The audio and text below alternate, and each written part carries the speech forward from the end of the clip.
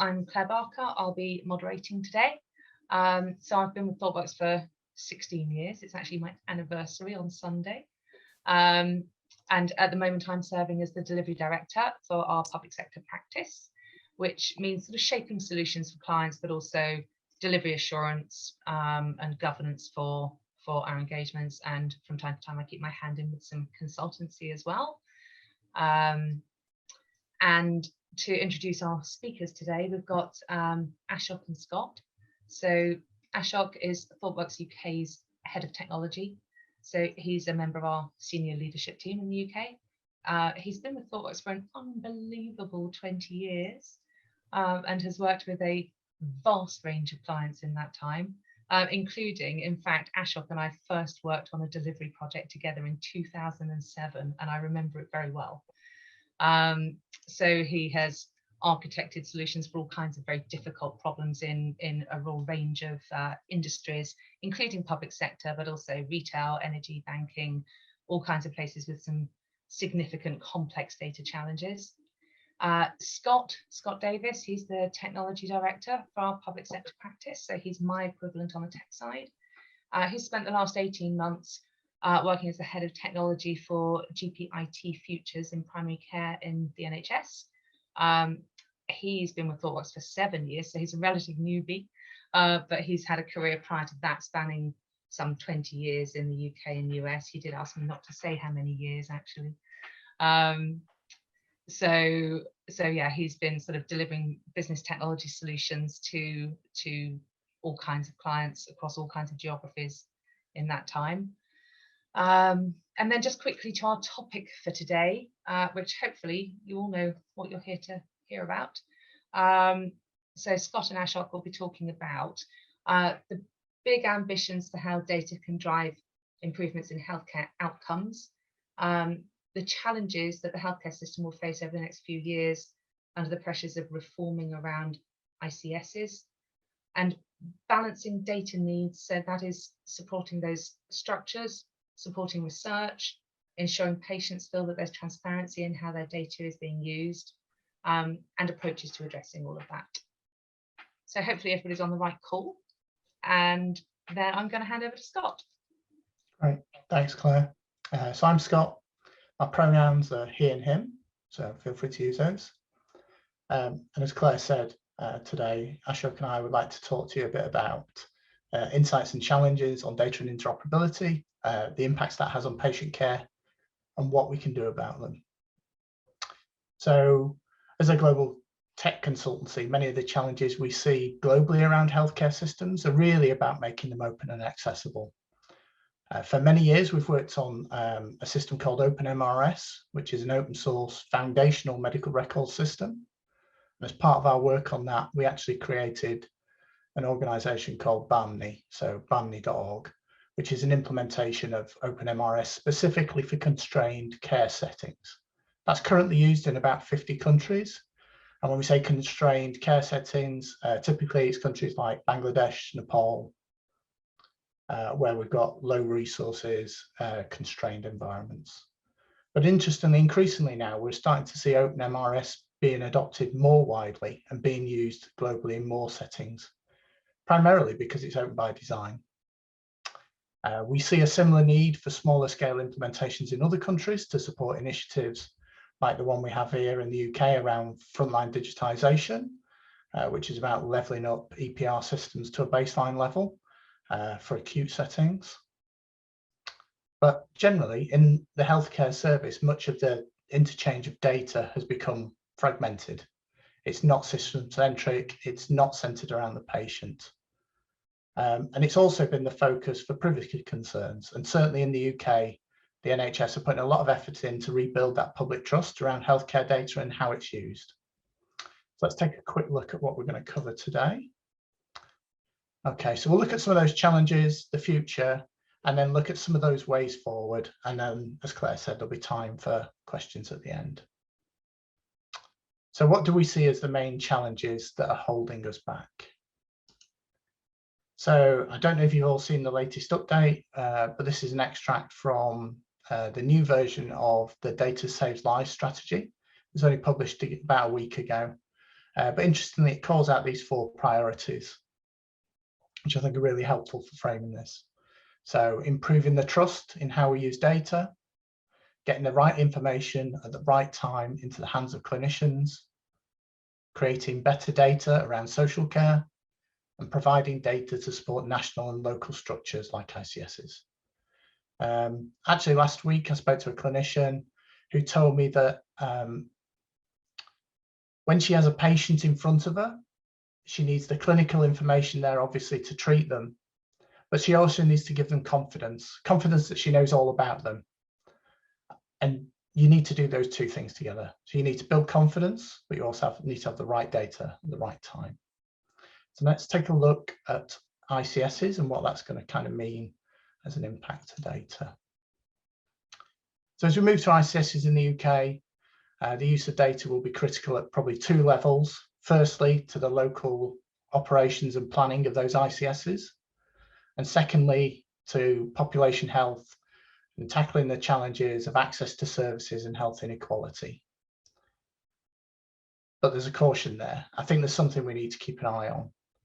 We're creating an organisational structure to make the running of the system as a whole easier to manage. But I think there's a risk in doing so that we're not addressing patient needs.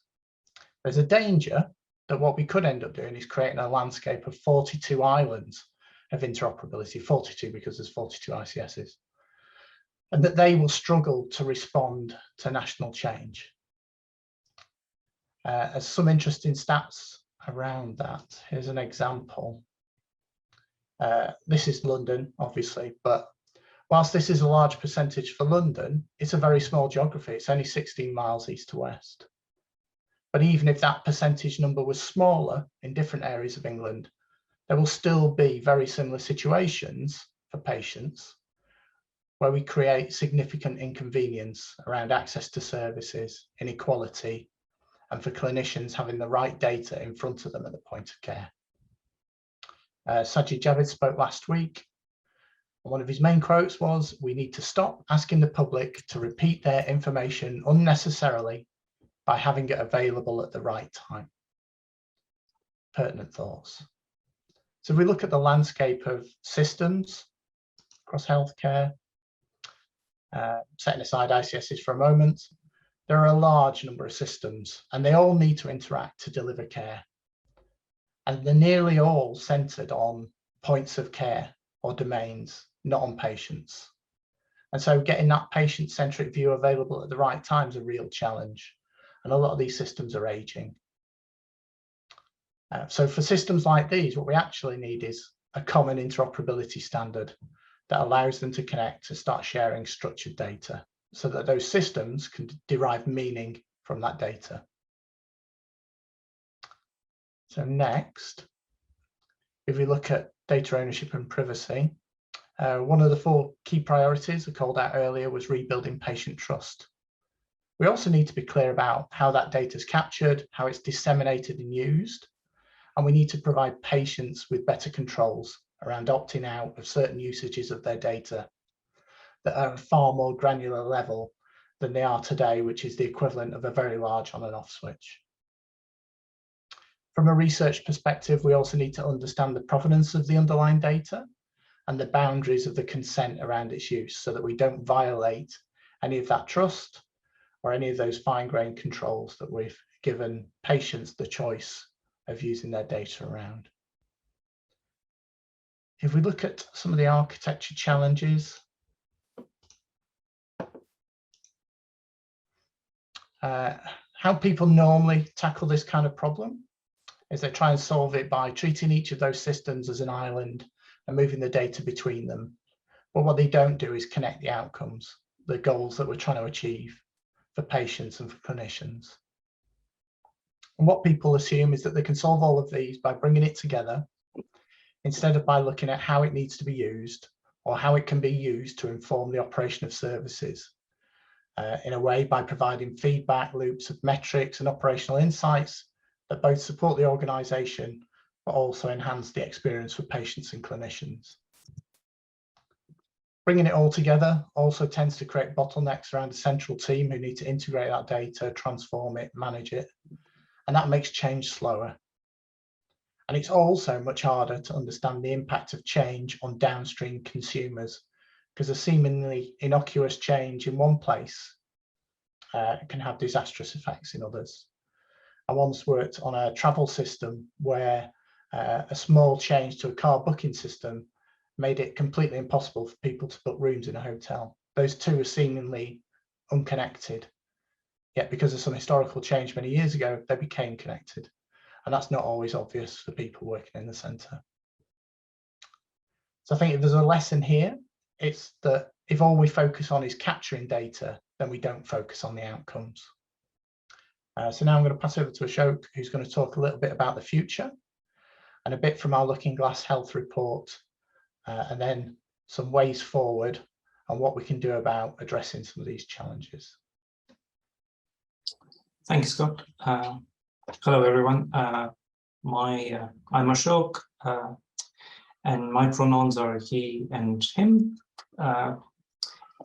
In this next section, we'll be looking forward to exploring a bit more of what is happening, the kind of trend that we can see happening in the world of technology and its impact on healthcare, and some takeaways of what we could potentially look to do that might address some of the challenges that Scott was outlining earlier in the talk.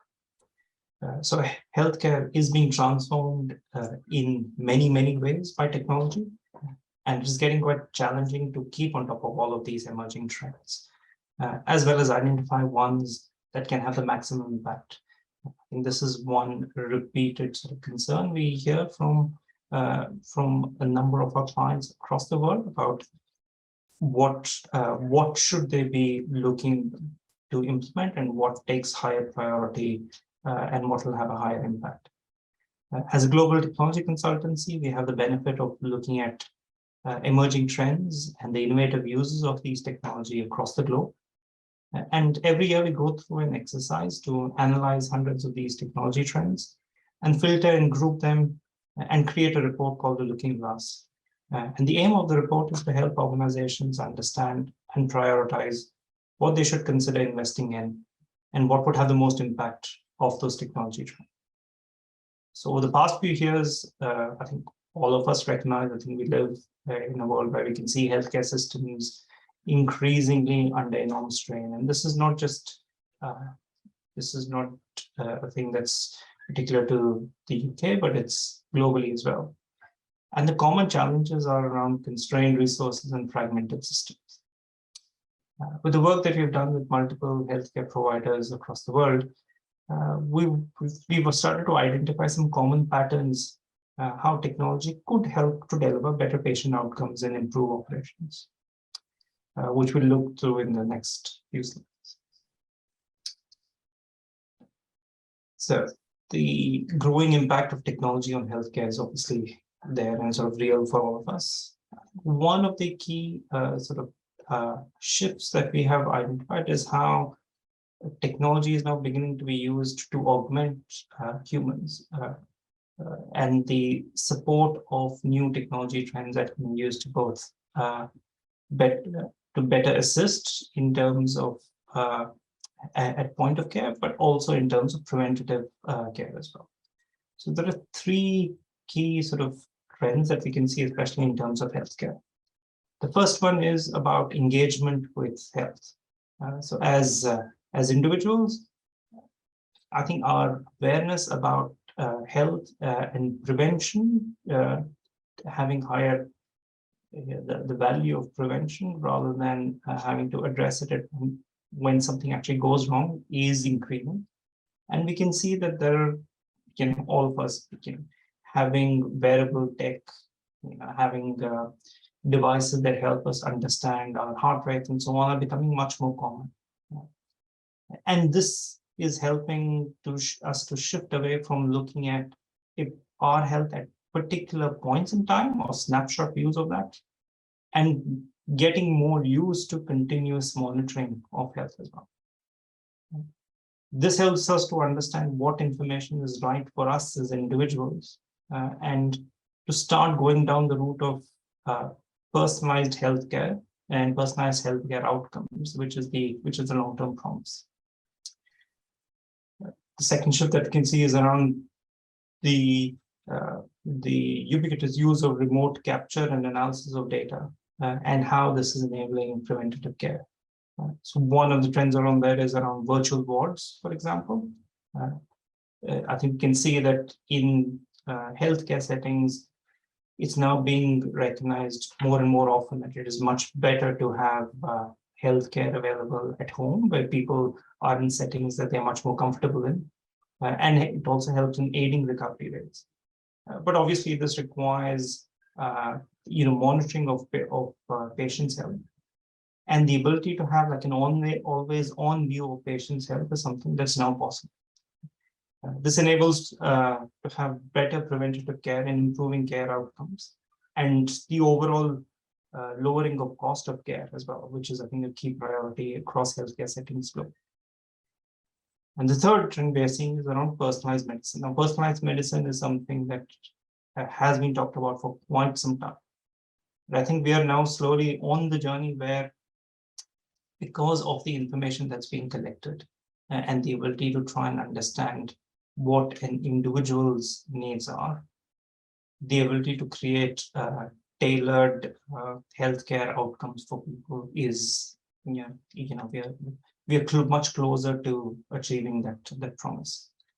Obviously, this means that we are collecting more and more data, but the real value of this is only going to come from better interconnectedness and making sure the outcomes that we have from that are connected as well. Next slide. So what is the way forward? I think there is an opportunity that we have to make huge improvements on how care is delivered, both by rethinking how patient data is gathered, analyzed, and shared. I think Scott spoke about the need of increasing trust in how information is captured and shared, and make sure how it is then used. We need to make sure that enabling connected healthcare journeys and experiences, they can bring a lot of efficiency, but there are a couple of key challenges that we need to solve for. The first challenge is about interoperability between digital tools and platforms. And this is, I think, quite a common experience that we can see as patients move through different care settings and using different digital services. The fact that information isn't always directly available. So we need to try and solve for this problem. How do we make this information available through a single digital ecosystem? And the second challenge that we have to solve for is around data sharing and protection. How patients can submit and manage their own healthcare data, but then also how this information is then shared across multiple organizations, which needs new thoughts and ideas around data sharing and protection, which we need to come up with as well, and make it more visible and clear to patients. Next slide.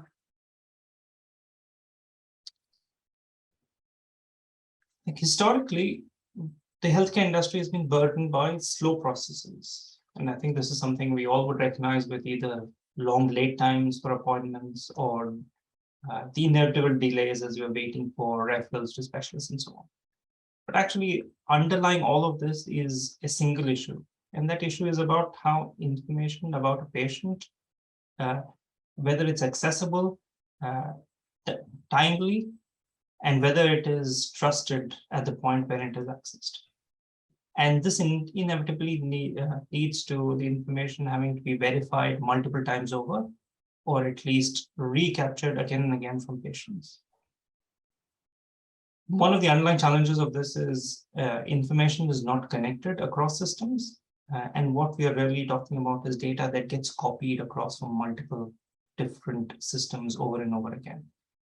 And every time information gets copied, it leads to either a lack of trust, or it's not in exactly the right shape or form that can then be trusted. So you need to keep going back over and over again, and change becomes quite hard.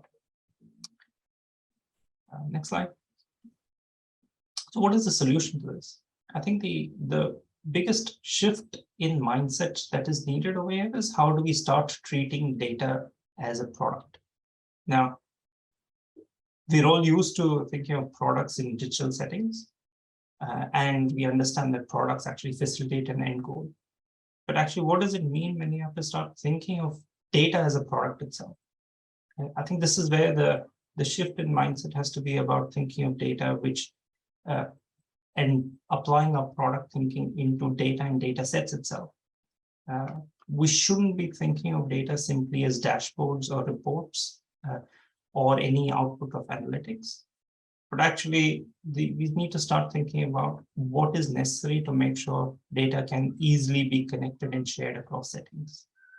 So this would then involve capabilities like discoverability of data, making sure that people who need the data can find it easily, making sure that data is secure enough and has all the properties around who and when have the right access and when access can be analyzed and revoked, making sure the information and data is explorable, make sure that there's clear understandability and of what the information is, and any assumptions that are made about that are clear and clearly sort of captured and shared, and the fact that this data has got to be trustworthy.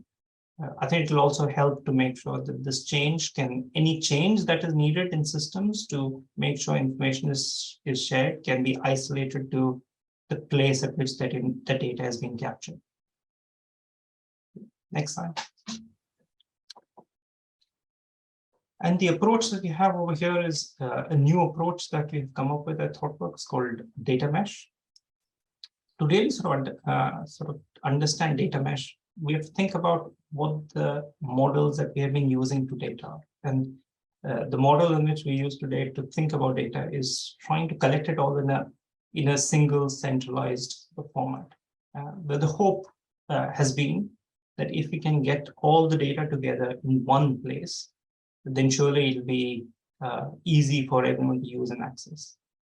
I think it does have a number of challenges. First of all, when we try and bring all the data together, what shape should the data be? Who is it actually going to end up, whose problem is it going to end up solving? And while we might be able to model and think about the problems that are there today, what about the problems and opportunities of the future? So by applying this mindset of looking at product thinking for data, we can start looking at data in terms of the qualities of data itself, and then look at what needs to be done in order to manage data and make it available and easily accessible for everyone. So some of the qualities of data would need to do with how the data might then end up being used. So one example of that would be, are people only interested just in the raw data about patients? So this is who you are, what your date of birth might be. There will be things around what information we might derive from data that has been captured. The other ideas over there might be what additional algorithms might be applied, or is this data being going to use for decision support or automated decision making? Should the data be telling us that someone needs to get into a care setting or not? And I think this sort of shift in terms of thinking about data as a product is sort of key to solving some of the challenges that we sort of talked about earlier. I'll hand it back to Scott to summarize. Great, thank you. So we've had a quick look at treating data as products. We've talked a little bit about data mesh, and we've talked about the idea of connected data journeys for patients. And that little look at the future as well. Ashok mentioned the Looking Glass for Healthcare report that we wrote. There's a link to that at the end, so that's quite a nice little read. But I'll go on to talk about bringing these things together. So basically, interoperability is key. If we keep copying the data and asking consumers to keep transforming it, we're going to create some very brittle infrastructure that will quickly break, and the meaning of data will continue to degrade as it passes through all those layers of translation. All that does in reality is just increase the work, cost, and eventually clinical risk. We also start to create dependencies that the people who produce the data upstream are very rarely aware of, what happens and what secondary and tertiary uses those data items are put to downstream. So that also means that change is harder, and we increase the time it we increase the time it takes us to respond to those change stimuli. At the same time, putting all that data in one place and trying to make it work for operational data at the group level, at an individual level for patients, and also making it work for research and population health is a situation that's probably unlikely to satisfy very few of those audiences.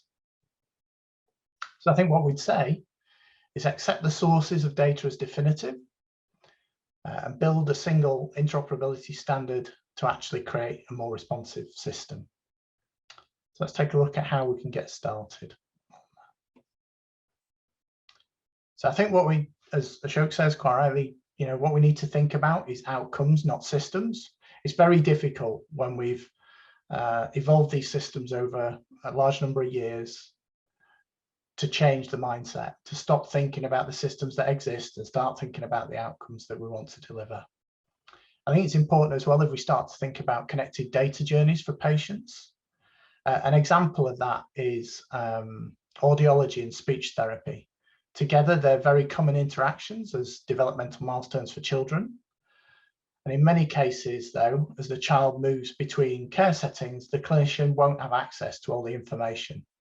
So, for example, it's quite often the case where those services are not provided by the same ICS.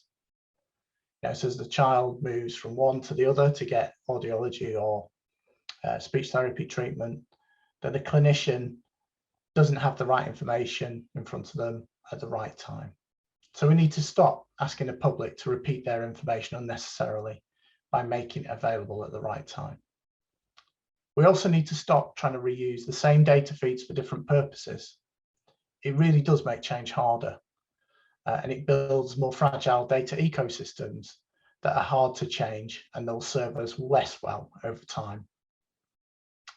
Lastly, interoperability will always be needed in a fragmented system. We recognize that, and it's a system we can't always control. And in those circumstances, we're going to need national standards that are mandated, called out on the other slides. For example, GP Connect in primary care is a great example of an interoperability standard for structured data that helps systems in the fragmented ecosystem better understand the data without reinterpreting it. Thank you all very much for listening. We'd like to open it up for questions, and then we can point you at some of the resources as well afterwards. So Claire, do we have any questions? Hang on, let me just undo my video. Oh, so you can see me. Okay. There are a couple of comments that I need to just have a read through and see whether I want to sort of pull a question out of them. So in the meantime, can I get you to talk about something else, which is on national policy around data, and thinking about, there was a situation last year, about this time last year, I think, when there was an issue around policy that NHS Digital intended to implement around sharing GP data, and all of a sudden about 1.5 million people opted out of sharing their data within the space of a month and a half or something. What should those policies be to support, I guess, patient confidence in what's happening with their data and who will have access to it, and how does that sort of shift the potential for how we can use data and learn from it? Okay, there's quite a lot wrapped up in that. Sorry. I think just picking on, I'll start by picking on a few of those topics. So transparency, we've talked a lot about transparency and what does that mean. I think from a patient perspective, it's really important and useful for them to understand how their data is going to be used, because they view it as their data and they place a large trust in organisations like the NHS to take the right care of it, and that's really important. So wouldn't it be a lovely situation if each of us could sign into the NHS app, being aware of, say, the consent we've provided for how our data can be used, and we could see, for example, Scott, your data is being used in a research study by UCL into bowel cancer, it's being used for population health management, and it's being used for these other purposes. And then I can make better decisions about how I feel about that, but also I can understand that I am contributing towards the greater goals of public health management. So I think if we can get to that situation, that'll start to increase public trust about how their data is used. You know, it's obviously very difficult following events the last couple of years to convince people once they've opted out of something to opt back in. So, you know, so the more upfront we can be with them at the start, the greater interaction we're going to get with them and the greater trust. Is there anything you wanted to pick up on in there, Ashok? I think I agree. I think the being able to be, I think it is as much of a, we spoke about that end-to-end sort of experience for an individual. And because we look at data in such disconnected manner, it's very hard. Like the onus right now is on the individual to try and figure out, is my information going to be shared? And in what way and for what purpose? And with all the things that we hear about right now about identity and how you know, anything on the internet, and like the general perception for people is, you know, if you the level of trust with what information is being shared and how people use it is very low, and I think that trust has got to be gained back. And some of the ideas that you described over there of being very clear.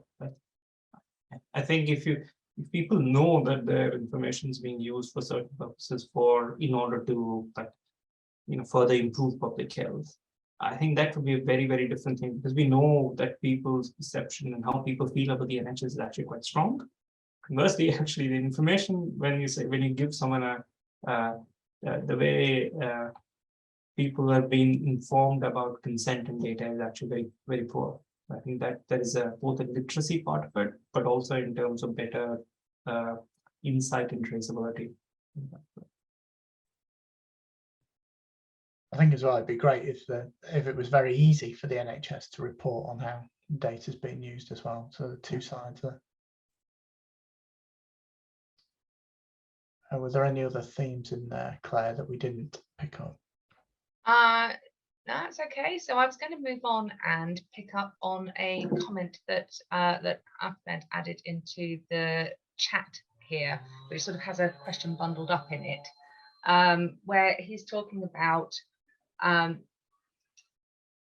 packaging up different sets of data in order to serve different outcomes. Isn't that inefficient, rather than having one set of data that can be used for multiple different uses? I guess does that I think that sort of summarizes the question. Okay, yeah. Ahmed. Yeah. I think I'll take some of it and then I'll let Ashok take some as well. The idea, I guess, when you're supporting things like research, so research is a good example, and we're going to build a TRE, a trusted research environment. The bundling together of data and creating it for multiple research purposes isn't a bad thing, but you need to make it discoverable and you need to make it clear about what the data actually is, you know, because very often we have naming problems and things like that, but make it, and as Ashok said, make it discoverable. But when you get to much more finer grained items of data, what tends to happen over time, and it takes time, a couple of years, you find that actually that data is now being used for something else, and someone else has passed it on to someone else, or they're all taking a copy now, and it starts to be used for different things, and it can lead to something very brittle. And also you end up making big changes, big wide sweeping changes that in fact impact lots of people instead of small changes. You tend to bottle them up because people are scared about making change, and they shouldn't be scared about making change. Yeah, I was just quickly reading Ahmed's comment. And actually, I think I agree. I think that you sort of, Ahmed, what you've described as creating multiple copies of data and patching them with other data.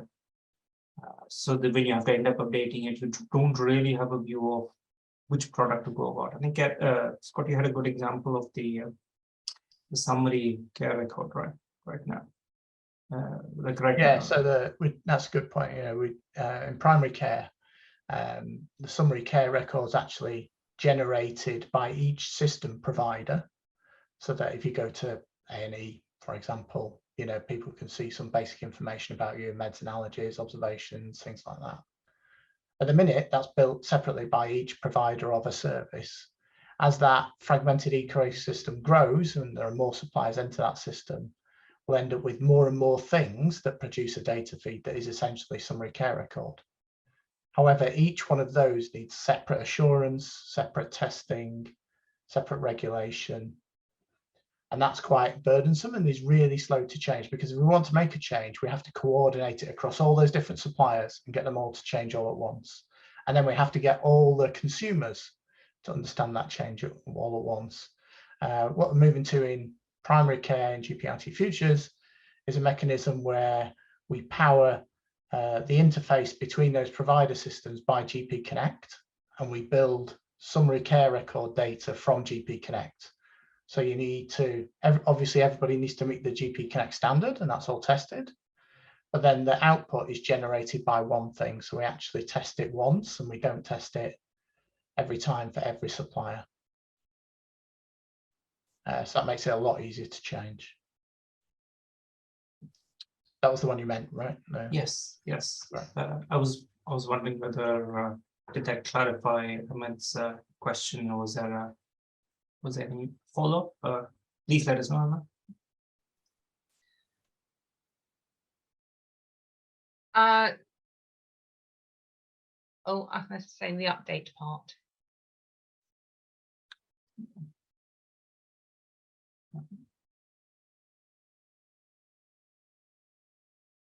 If data changes, is that something that you wanted just to dig into a little bit more? I wonder if I can unmute Ahmed for a moment through the magic of allowing to talk. Hello. There you go. Hello. Thank you so much. Yeah, I'm just trying to get my head around this data as product, because in essence, actually, this is a great idea, of course, right? Now, data with all the, I'd say, governance on that data, how it can be used, security, whatever, like, you know, whatever you need this data to be, whatever you need to be attached to this data is actually as a product, and then you ship that product to whoever wants to use it, right? But the thing is, here in that case, if let's say that package, that product actually comes from different data sets, and you are packaging them, and then it says, and let's say you are serving, like, you know, the primary care or the secondary care or some research or whatever, right? And then something happened to that original data here. So how you can go and update that piece of data in all of these products that you already shipped to, like other parts, other functions, other domains, to be used as a product, if that makes sense.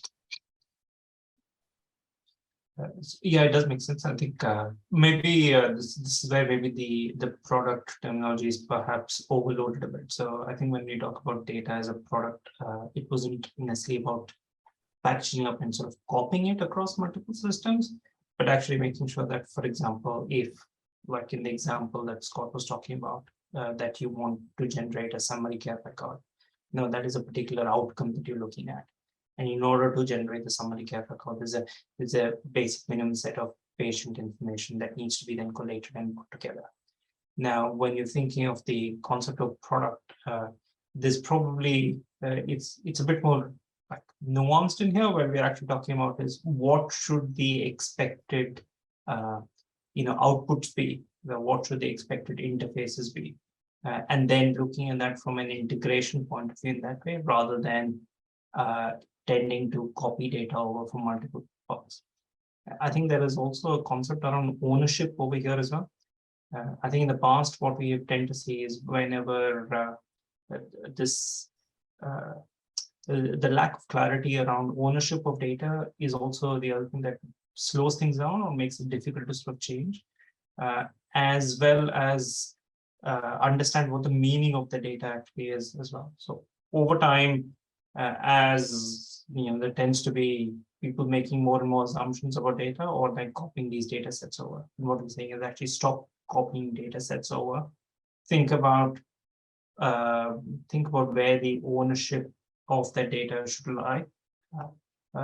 Who are the right people who should be owning the data, and give them the sort of responsibility, instead of creating a divide between different teams and then having this data copied over in multiple parts. I think as well, from a healthcare perspective, if you get that ownership and the custodians, the right people who understand that data, you can then also start to attract the funding to support that piece of data. Whereas typically what happens in these larger fragmented systems is everyone assumes the system as a whole will maintain that data source and look after it, and in everyone's best interests. And that's not always the case. So if you say, well, the outcome attached to us generating this piece of data is we manage beds in hospitals better, we can start to attract funding in order to manage that as a first-class citizen type of piece of data, instead of it just kind of being a mash of data that everyone taps into. Thanks, Zach. That explains a lot. Thank you so much.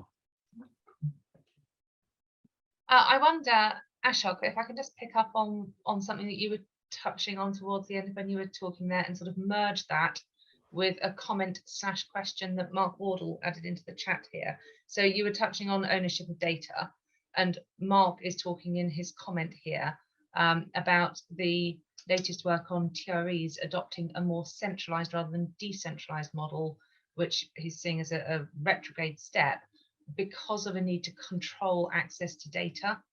And so the question on the back of that is providing meaningful control of distributed data. And given that is not yet mature, how do we resolve the trust and security issues? Scott, do you want to have a... I'll take part of that. I think that's, sorry, who was it asked the question? That was Mark. Mark, that's a really good question.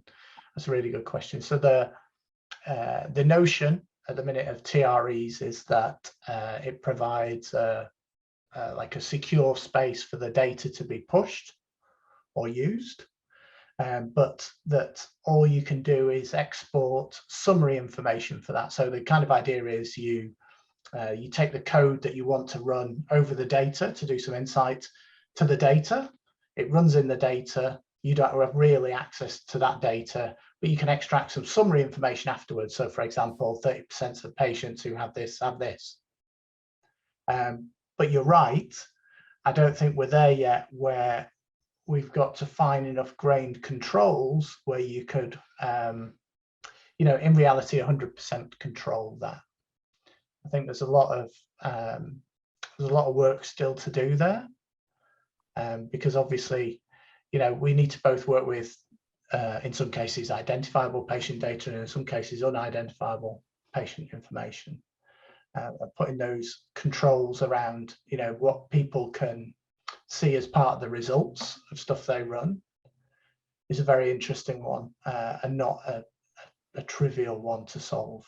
One of the things that we've been talking about is maybe a way forward with TREs is that actually every time somebody wants to use a piece of data for research, what they actually get is an environment that's created dynamically with the right data in, but it's encrypted with a set of keys so that they can run their query on it, but can't extract any other data. And so, for example, if Ashok asked for the same data set, he'd get a different set of keys in a different environment, but it'd still be locked down. So, the keys applicable to one person. But I agree with you, I don't think it solves all the problems. Yeah, thank you. I think it's a real challenge. Yeah, and we're early days, we are.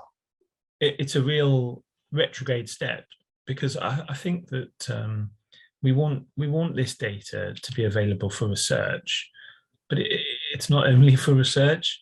Actually, we need it at the point of care. and we need it for managing services and improving our services and building quality services. And we want it for research, and locking it down and thinking we're going to put all of that into TREs and centralize it is a shame. But I think that if we're going to decentralize, we need some measures of meaningful control. And I think it's right, you need audit trails so that you can tell the patients and their families what their data is used for. But perhaps more importantly, actually, is just ask them and ask them what they would like their data. Because my perception as a clinician is that people are quite happy to share their information, but we do need meaningful processes and meaningful technology that can provide that level of control. A wrapper, I suppose, an envelope in which you can put that, and then only access it for when the permissions are there. And there is tech now, like trusted execution environments and distributed systems. So I think it's coming, but we need to be pushing for that, and we need to be looking at that to help us in our endeavours. Thanks.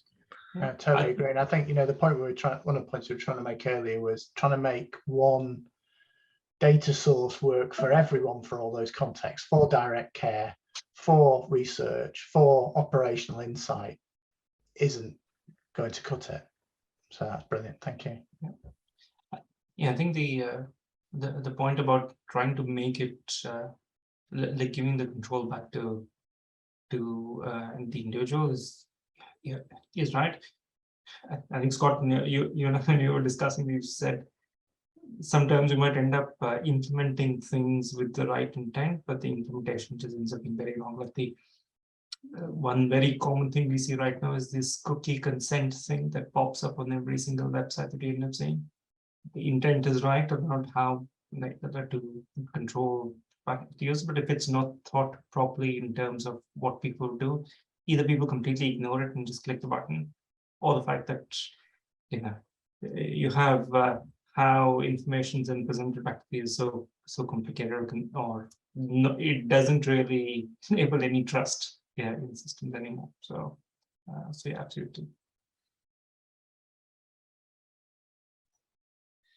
Thank you very much. I think that we're sort of coming towards time, and I was just going to ask, as a quick wrap up, Scott and Ashok, if you had one more thing that you wanted to mention on this topic that we haven't had a chance to cover, what would it be? Can I go first, Ashok? Yes, can I get you to go? Oh, sorry, I didn't get it. Oh, it's okay. I can go first. Yeah, sure. Okay. And Claire, you actually got the thing. You sort of have at least got me out on this, because I hadn't said what was the one thing. I'm sorry. Why do you think I asked you to go first? Exactly. Yeah, but that's actually fine. And I was going to. I think for me, one of the things we definitely are there. Right? I think we've all got to trust and believe that there is technology is now there and is sort of available to us to make all of these things sort of real. And the pace at which technology evolves, what seemed like science fiction 30 years ago is becoming reality now. And I think we've got to trust that it is possible.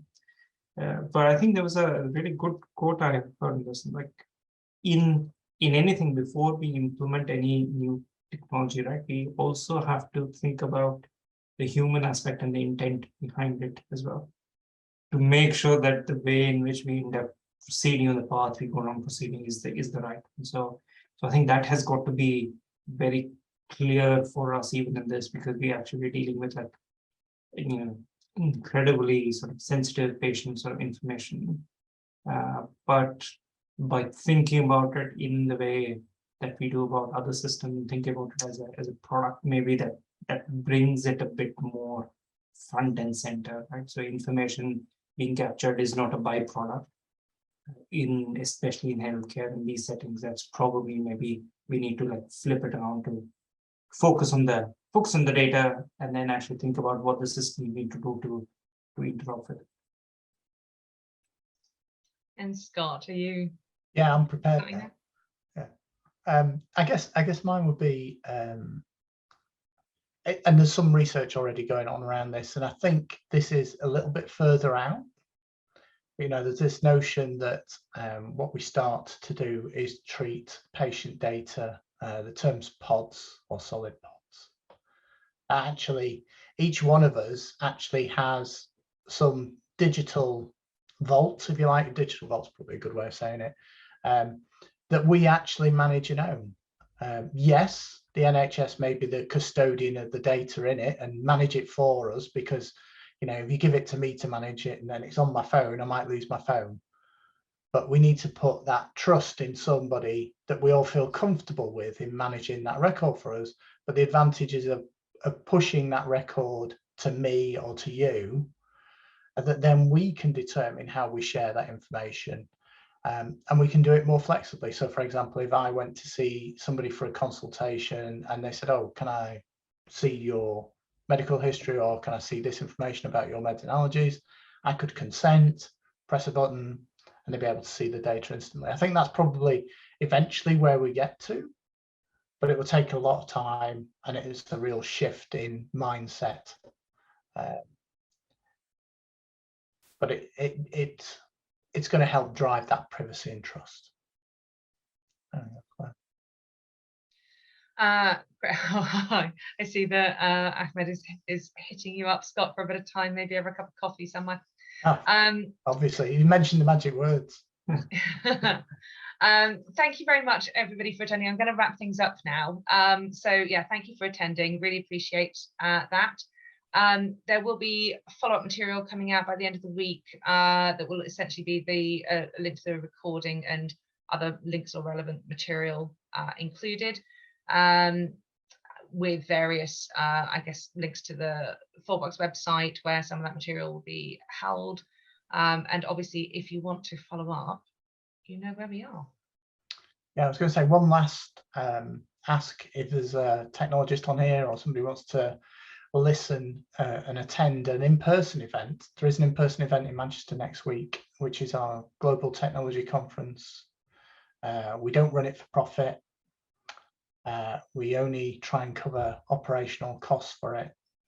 It's on the 30th of June in Manchester. It's face-to-face. It's just a day. But there's also a code in the link on that slide there, and if you use that, you actually get 50% off as well, which will take it down to £25 for a lovely day. Actually listen to some great talks. It's not just people from Thoughtworks, it's people from Google, other places in the industry, and there's some really interesting talks. But thank you. Anyway, to echo Claire's point, great interaction, great questions. Thanks very much, everyone. Thank you. Thank you. I think that's a wrap then. Thanks, everybody.